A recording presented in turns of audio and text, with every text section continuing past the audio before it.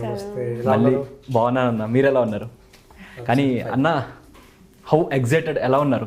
Full ఎగ్జైట్మెంటా, టెన్షనా, లేకపోతే ఏంటి? Tension ఏం లేదు, ఫుల్ ఎక్సైటెడ్మెంట్ లో ఉన్నాను. ఓకే. ఇంకా వారం రోజులే ఉంది. బిగ్ స్క్రీన్ లో నన్ను నేను చూడబోతున్నా, ఆడియన్స్ చూడబోతున్నారు. వాళ్ళు ఎంతవరకు ప్రేమిస్తారా అనేది అక్కడ చూడాలి. ఓ నైస్ నైస్ అన్న. జనరల్గా షష్టి పూర్తి ఫస్ట్ దీని గురించి మాట్లాడుకుంటే, ఈ ఆఫర్ కానీ లేకపోతే ఈ స్టోరీ మీ దగ్గరికి వచ్చినప్పుడు వాట్స్ యువర్ ఫీలింగ్? నేను ఇలాంటి స్టోరీ అంటే నా దగ్గరకు వస్తుందని ఎక్స్పెక్ట్ చేయలేదు ఎప్పుడు. అసలు బియాండ్ మై ఇమాజినేషన్ ఇలాంటి కథలు నా దగ్గరికి రావడం. నేను అసలు ఫస్ట్ ఆఫ్ ఆల్ నేను ఫ్యామిలీ అనేది ఆ జోనర్లో లేనప్పుడు, ఆ టైంలో ఈ నెరేషన్ తీసుకున్నప్పుడు. కానీ ఈ నెరేషన్ తీసుకున్న తర్వాత నా మైండ్ సెట్ మారిపోయింది. నేను ఊహించే విధానం, నేను కథల్ని ఎలా జడ్జ్ చేసే విధానం అన్నీ మొత్తం మారిపోయి.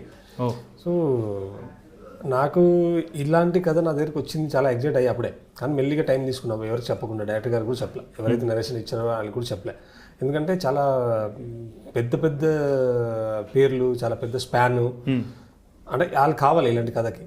సో కొంచెం ట్రావెల్ అయిన తర్వాత చెప్దామని అలా మెల్లిగా తర్వాత చెప్పి very excited, day one excited. Super super and మేము కూడా చాలా ఎక్సైటెడ్గా వెయిట్ చేస్తున్నాం అనమాట, ఎప్పుడెప్పుడు రిలీజ్ అవుతుంది, ఎప్పుడెప్పుడు చూద్దాం. ఎందుకంటే జనరల్గా ఇలాంటి మూవీస్ చాలా రేర్గా వస్తూ ఉంటాయి. ఎందుకంటే ఒక ఫీల్ గుడ్ మూవీస్ అనమాట ఇలాంటివన్నీ చూసి అమ్మాయ ప్రశాంతంగా ఉంటుంది మనసంతా. సో అలాంటి మూవీ